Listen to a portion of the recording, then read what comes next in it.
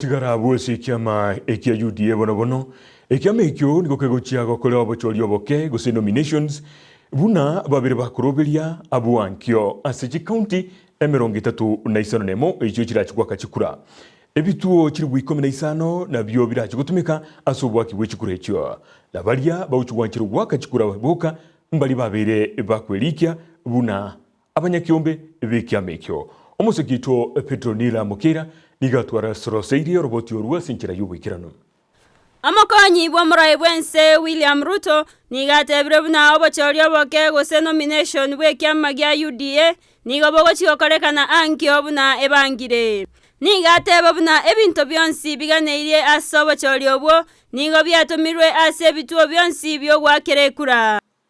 I have undertaken that as the party leader I will go out of my way to sensitize the membership of the United Democratic Alliance Party across the country in ensuring that our party conducts itself in a way that is peaceful and to avoid any manner of conflict.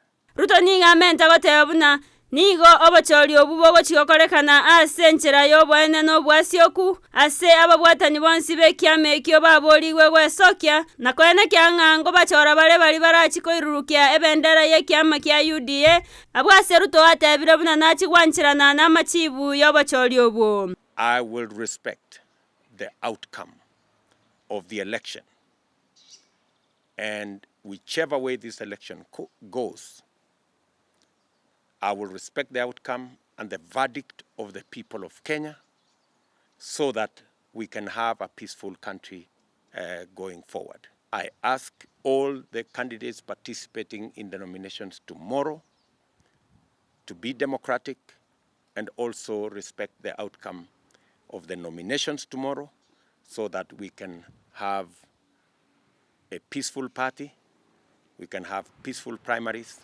and we can all go into the general election in a peaceful manner.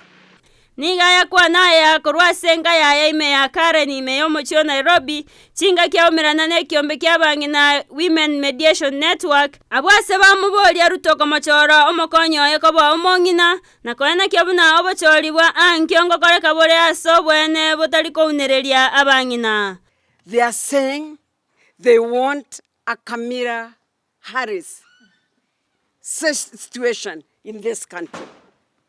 We are requesting, we are actually demanding politely that running mates should be women. Women are formidable in this country. We are the mothers of this country. We are the nurses of this country. And we need to be at the table with everyone else. You as the leader of UDA has committed to a peaceful election now up to the end. Petronila Mokera, Ndizi TV.